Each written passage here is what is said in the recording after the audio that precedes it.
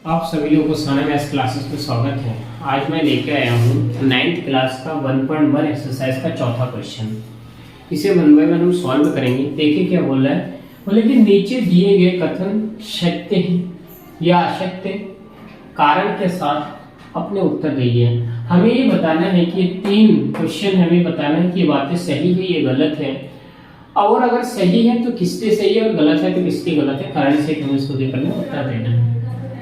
तो 1 बाय 1 हम समझते हैं। बोले कि प्रत्येक प्रकृत संख्या एक पूर्ण संख्या होती है।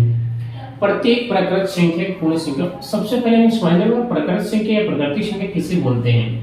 देखिए प्राकृतिक संख्या जो नेचुरल नंबर होता है इसे एंड से डिनोट करते हैं। अगर प्राकृतिक संख्या प्रकृत संख्या की मैं बात करूं, प्रकृत संख्या, देखिए प्रकृत संख्या क्या होता है, ये स्टार्ट होता है क्या, कहां से 1 2 3 4 5 6 से कहां तक, इंफिनिटी तक, अनंत तक जाती है। यह प्रकृत संख्या हो गया।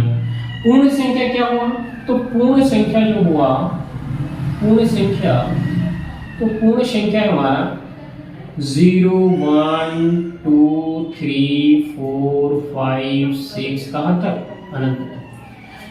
अब बोले कि प्रत्येक प्रकृत संख्या ये पूर्ण संख्या होती है। प्रत्येक प्रकृत संख्या, तो ये प्रकृत संख्या में इतना आता है। तो अगर पूर्ण संख्या में मैं देखूं तो ये प्रकृत संख्या है, इसमें परसेंट, ये प्रकृत संख्या है,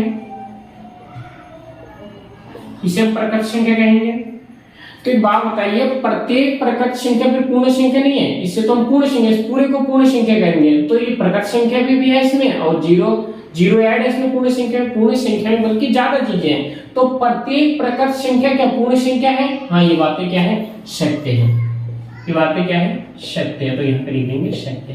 क्यों सत्य? इसी वजह से क्योंकि प्रकृत संख्या में ये संख्या आती है और पूर्ण संख्या में आती है, जो कि पूर्ण संख्या में प्रकृत संख्या होते हैं। पूर्ण संख्या में प्रकृत संख्या है। तो बोले प्रत्येक प्रकृत संख्या, हाँ इसमें जो बातें हैं इसमें है, बल्कि इसमें और ज्यादा है तो बात अलग है, लेकिन इसमें जो है इसमें है।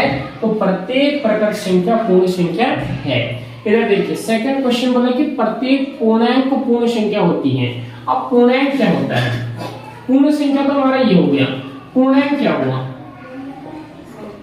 तो मैंने इंट्रोडक्शन वीडियो में बताया कि पूर्णांक क्या है। पूर्णांक एक धनात्मक पूर्णांक होता है, एक ऋणात्मक पूर्णांक। अगर नंबर लाइन की बात करूं, मैं पूर्णांक के नंबर लाइन की बात करूं तो ये 0 यहाँ से स्टार्ट होता है, ये प्लस का 1, ये प्लस का 2, ये प्लस का 3 और प्लस का 4, और ये आंसर कहां तक, इंफिनिटी तक ले जाती है। ये माइनस का 1, माइनस का 2, ये माइनस का 3, ये भी इंफिनिटी तक जाती है, माइनस इंफिनिटी तक। तो बोले कि प्रत्येक पूर्णांक एक पूर्ण संख्या होती है। प्रत्येक पूर्णांक, भाई पूर्णांक में तो ये भी आता है, पूर्णांक में प्लस का भी है, माइनस का भी है, जीरो भी है, लेकिन पूर्ण में सिर्फ यहाँ से आगे, यानी कि पूर्णांक पूर्ण में यहाँ से यहाँ तक आता है, पूर्ण में यहाँ से यहाँ तक आता है। लेकिन पूर्णांक की मैं बात करूँ तो पूर्णांक में माइनस वाला टर्म भी आता है, लेकिन इसमें माइनस है ही नहीं। तो प्रत्येक पूर्णांक कैसे हो जाएगा, प्रत्येक पूर्णांक पूर्ण संख्या कैसे हो जाएगा, नहीं होगा, क्योंकि पूर्णांक में माइनस वाला भी है प्लस वाला भी है, लेकिन पूर्ण में सिर्फ इतना है। तो प्रत्येक पूर्णांक पूर्ण संख्या नहीं हो सकता। अगर मैं बताऊं कि ये वाला पूर्णांक, ये भी तो ये पूर्णांक है, -3 पूर्णांक है, क्या -3 इसमें है, तो नहीं है। तो प्रत्येक पूर्णांक, ये पूर्णांक है, बोले कि प्रत्येक पूर्णांक एक पूर्णांक है, क्या पूर्णांक पूर्ण संख्या है, नहीं है। क्यों है, क्योंकि इसमें है ही नहीं -3। तो प्रत्येक पूर्णांक एक पूर्ण संख्या नहीं हो सकता है। ये बातें असत्य है, ये बातें कैसी हैं, असत्य हैं। हमसे क्या बोला, देखिए बोले प्रत्येक परिमेय संख्या पूर्ण संख्या होती है। पूर्ण संख्या तो ये है हमारे पास। अच्छा, परिमेय संख्या किसे बोलते हैं, देखिए परिमेय संख्या का मैंने डेफिनेशन दिया था इंट्रोडक्शन वीडियो में, जिसको हम P/Q के रूप में लिख सकते हैं। परिमेय संख्या जिसे हम P/Q के रूप में लिख सकते हैं। तो एक एग्जांपल ले लेते हैं, 1/4 ले लेते हैं। कितना मतलब 1/4 ले लेते हैं। तो क्या 1/, प्रत्येक परिमेय संख्या, एक परिमेय संख्या है, पूर्ण संख्या में क्या आता है, ये है पूर्ण संख्या। क्या 1/4 पूर्ण संख्या में है, नहीं है ना। तो बोले कि प्रत्येक परिमेय संख्या पूर्ण संख्या होती है। कहाँ है भाई, 1/4 एक परिमेय संख्या, क्योंकि इसको हम P और इसको हम Q लिख पा रहे, और P/Q के रूप में लिख सकते हैं, और Q ≠ 0 के बराबर है। तो ये परिमेय संख्या का क्या है, डेफिनेशन है। ये परिमेय संख्या का डेफिनेशन है, जिसको हम P/Q के रूप में लिख सकते हैं, और Q ≠ 0 के बराबर होता है। ठीक है। लेकिन क्या 1/4 एक परिमेय संख्या? हाँ 1/4 परिमेय संख्या। क्या ये पूर्ण संख्या है? क्या पूर्ण संख्या की बातें हैं? कहीं पर 1/4 दिख रहा है आपको? नहीं है। पूर्ण संख्या में कंप्लीट संख्या होती है, पूर्ण संख्या में कंप्लीट संख्या होती है। तो ये जो है ये 1/4 नहीं है, तो ये बातें भी क्या है? असत्य है।